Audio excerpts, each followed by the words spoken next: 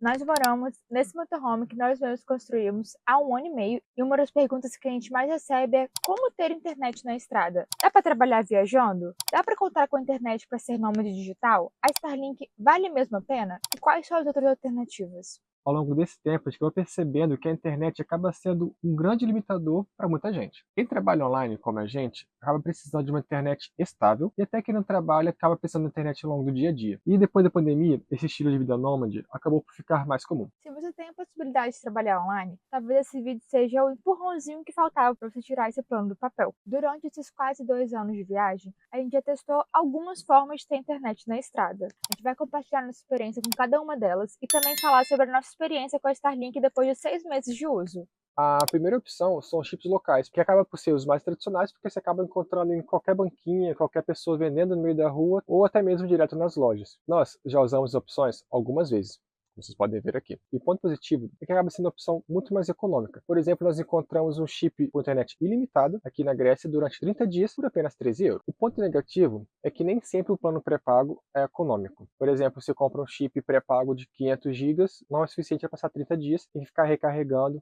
Outro ponto negativo é que se, por exemplo, você for ficar 40 dias no lugar, você vai ter que comprar um cartão para 30 dias, e depois para mais 30 dias, você vai acabar jogando aí 20 dias pro lixo sem utilização. Quando você compra um chip só de internet mesmo, que são internets ilimitadas, muitas vezes, você tem apenas internet no país. Então, assim que você cruza a fronteira, acaba por ficar sem internet. E nós, que acabamos por cruzar muitas fronteiras, acaba ficando inviável. E outra coisa, às vezes há umas pegadinhas nos cartões ilimitados. É sempre bom perguntar, porque diz que é ilimitado, mas por vezes colocam 500 gigas, 1 tera, parece muito, mas para quem trabalha com internet, isso não é nada. Então é sempre bom perguntar para a pessoa se é limitado realmente é uma verdade ou que tem essa entrelinhas. E uma coisa muito importante, por exemplo, para nós que somos dois, vão perguntar se pode compartilhar, porque muitos tipos limitados, para não ter uma quantidade muito grande de gigas utilizados, as operadoras acabam por bloquear o compartilhamento de dados. Ou seja, o chip que está no meu celular só funciona no meu celular e eu não consigo compartilhar na internet. Estão tendo que comprar 2 chips. Isso é uma boa pergunta para se fazer quando for comprar um chip. Outro ponto negativo é que a fazer um chip do próprio país, pode ser que fique um pouco mais complicado porque você precisa de uma identidade. Eu, por exemplo, tive que fazer um chip pré-pago na Itália. E eu só consegui fazer porque eu tinha identidade italiana. E ainda pedi um número de contato italiano. Ou seja, para eu ativar o cartão italiano, eu tinha que ter outra pessoa com o número italiano. Outra opção são os passaportes internacionais. A gente nunca utilizou, mas a minha avó já usou algumas vezes quando veio para Portugal e o meu tio também. A minha avó usou sem problema nenhum,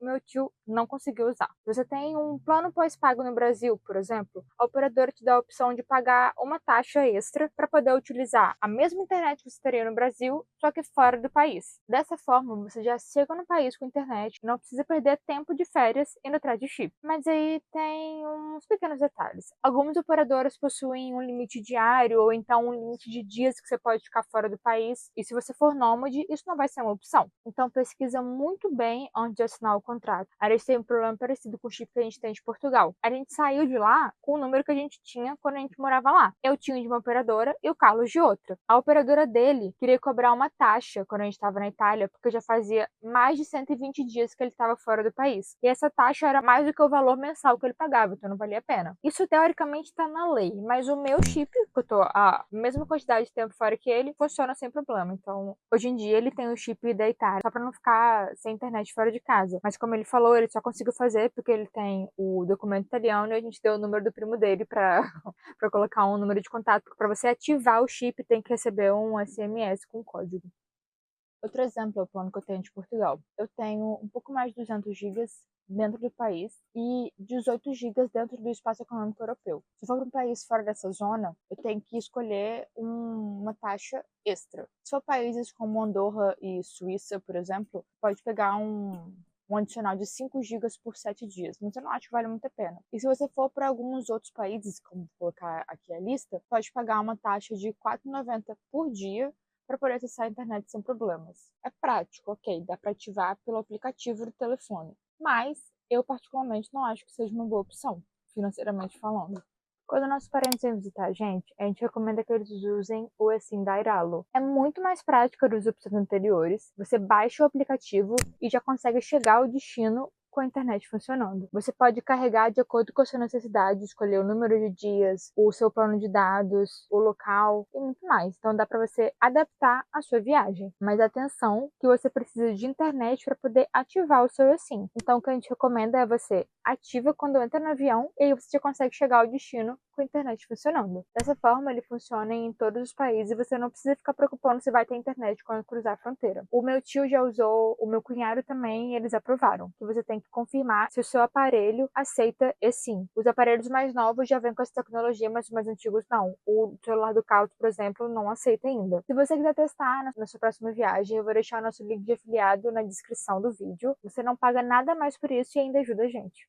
Todas essas opções são para uso em celular, mas para quem precisa de internet para vários dispositivos, até mesmo para fora de casa, vale a pena investir no roteador portátil. Nós temos esse daqui, que é um roteador 5G, ele é muito bom e dá para compartilhar com até 30 dispositivos. Nós utilizamos ele em toda a nossa viagem em Portugal. Nós tínhamos um chip de Portugal com internet ilimitada mesmo. Nós perguntamos antes se era limitada mesmo, ao mesmo tempo a gente podia compartilhar. Disse que sim, então para nós era muito bom para Portugal, só que funciona com a rede de telefone. Então, nos lugares mais bonitos, que eram os lugares mais distantes, mais longe de tudo, ou seja, na Costa Vicentina, coisa mais linda, acabava por não funcionar muito bem porque não tinha sinal de telefone, consequentemente não tem sinal para o roteador. Então ele é muito bom, ainda mais para quem quer ter internet muito boa dentro de casa, assim também como levar a internet com você para outros lugares. Por exemplo, trabalhar de um café, trabalhar de uma praça. No meu trabalho, sempre que eu tenho uma reunião mais importante, eu acabo fazendo uma reunião teste com o colega de trabalho para testar a conexão. Se a internet está boa, continuo no lugar, se ela não está, eu acabo me movendo. Pelo nosso trabalho requerer muita internet, nós precisávamos de uma internet que fosse estável em qualquer lugar que nós estivéssemos. Então foi aí que nós investimos na Starlink, porque ela tem internet via satélite e funciona em qualquer lugar, basta ter uma vista clara para o céu. Quer que eu pegue ela lá em cima? A nossa é a Starlink Mini. Ela tem esse nome porque ela é super compacta, ela é muito leve e ela funciona como antena e roteador ao mesmo tempo. Sendo assim, ela só precisa de um cabo de alimentação. Nós já fizemos um unboxing dela, me mostrando exatamente como foi a nossa montagem para fazer ela funcionar aqui em 12 volts. Nós já estamos há basicamente 6 meses utilizando a Starlink e temos muito a agradecer por ela, porque nós já passamos por lugares remotos e ela funcionou super bem. Não tenho quase nada a reclamar sobre ela. Nós fizemos esse suporte que funciona com imã e ele é integrado a esse outro suporte da própria Starlink, que já vem com ela quando você compra, que é para tubos. Então, basicamente, você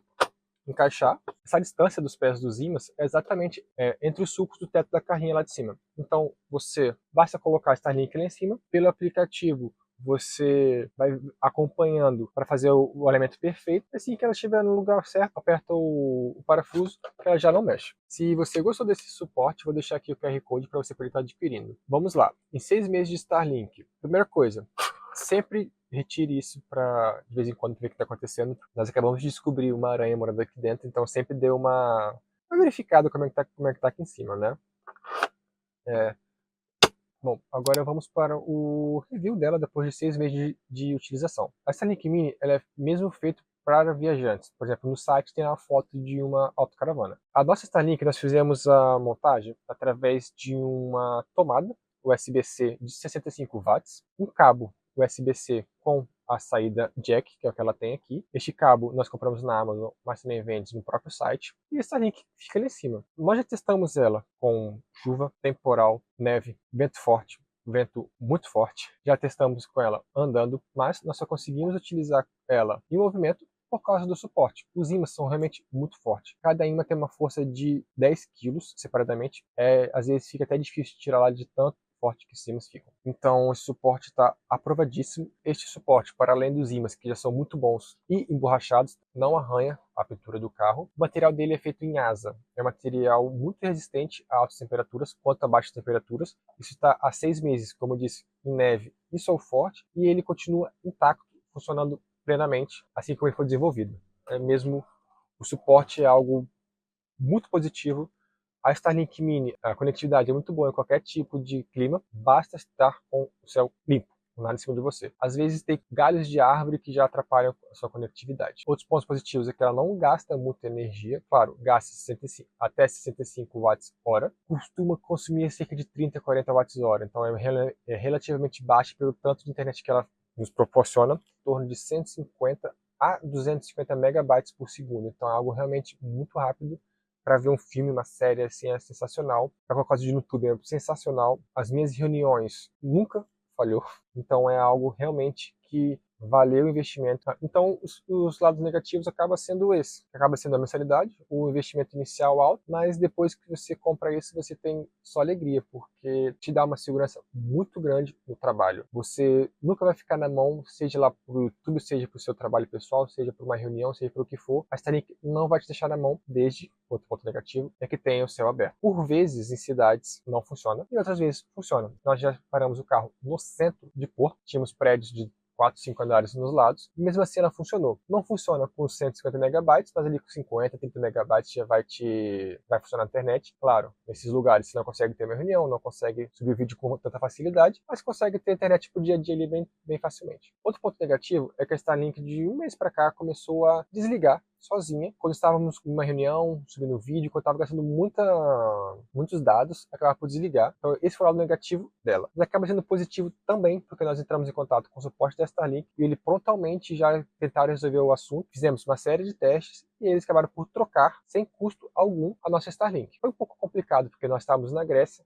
eles só podiam mandar a Starlink para o lugar onde está cadastrado. Nosso cadastro é de Portugal, então nós tivemos que ir lá buscar ela, trazer para a Grécia, e nós demos sorte que o Ludmilla já tinha que ir para Portugal, acabou trazendo sem custo nenhum para a gente. Então foi negativo porque um certo problema, mas foi positivo porque o atendimento foi excelente, mas com a antena nova acontecia o mesmo problema. Nós percebemos que não foi da Starlink, foi da tomada que eu tinha instalado. Então eu tinha uma outra tomada sem reserva, troquei, voltou a funcionar. Podia ter feito isso antes? Podia. Mas foi só trocar de tomada que voltou a funcionar, mas bom saber que o suporte deles é bom, porque eu tenho aqui uma nova antena.